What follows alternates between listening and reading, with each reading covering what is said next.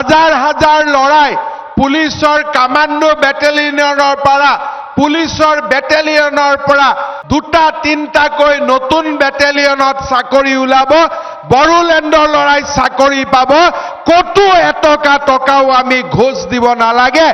Hello' নমস্কাৰ কুমৰুক চুদুং তো মোৰ নাম হৈছে অম্লানজ্যোতি জৈন আপোনালোকে মোৰ ইউটিউব চেনেল ডিফেন্স ক্লাব এজে চাই আছে তো নমস্কাৰ কুমৰুক চুদুং লগতে কুলুম্বাই আৰু লগতে কাৰ্ডুম তো বৰ্তমান আছোঁ ফিল্ডতে এইটো মই ভইচ অভাৰ ভিডিঅ' কৰিছোঁ কাৰণ এতিয়া বৰ্তমান ৰাতি হৈ গ'ল এতিয়া ঘৰত নাই মই ফিল্ডতে আছোঁ বৰ্তমানলৈকে আৰু গুড ইভিনিং সকলোকৈ তো ভাল খবৰ আহিছে ভাল খবৰ হৈছে অসম পুলিচৰ ফালৰ পৰা আহিছে বুলি ক'ব পাৰি কাৰণ আমাৰ অসমৰ মুখ্যমন্ত্ৰী ডাঙৰীয়াই কৈছে যেন আকৌ তেওঁলোকে প্ৰায় 30,000 নতুন ভেকেঞ্চি লগতে দুটা বেটেলিয়ান অসম পুলিচৰ গঠন কৰাৰ কথা ওলাইছে অহা বছৰ কৈছে কিন্তু এইটো কেতিয়া হ'বগৈ এইটো মই ক'ব নোৱাৰোঁ কাৰণ এইটো আগৰ আপোনালোকে হয়তো গম পাই যেন মুখ্যমন্ত্ৰী কিবা এটা কয় কিবা এটা কৰে কিন্তু যি আহিছে আপোনালোকক মই নিউজটো লগাই দিওঁ আপোনালোকে সম্পূৰ্ণকৈ চাব সম্পূৰ্ণকৈ চাই পিনি যি আপোনালোকে মতামত দিবলগীয়া আছে কমেণ্ট বক্সত জনাব নাপাহৰিব এতিয়া ভিডিঅ'টো আপোনালোকে সম্পূৰ্ণকৈ চাব তাৰপিছত আপোনালোকে মোক কমেণ্ট কৰিব।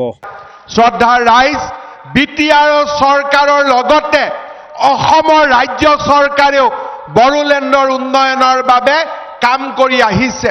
কেইটামান দিন আগতে আমি 1 লাখ চৰকাৰী চাকৰি আমি ৰাইজৰ বাবে মুকলি কৰি দিছিলোঁ।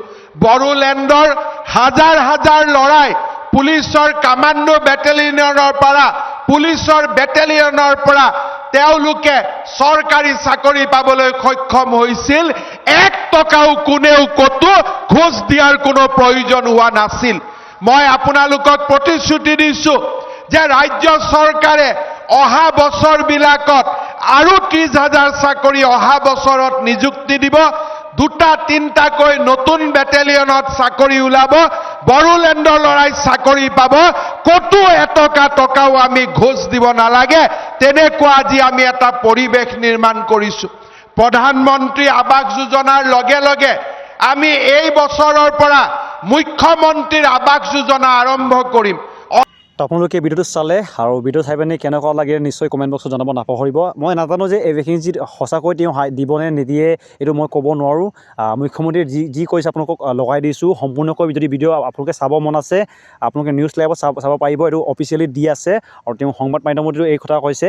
এইটো কাৰণে আশা আছে যেন অতি সোনকালে অসম পুলিচৰ আহিবলগীয়া ভেকেঞ্চিসমূহৰ ইণ্টাৰভিউ অতি সোনকালে পঠাৰ সম্ভাৱনা আছে।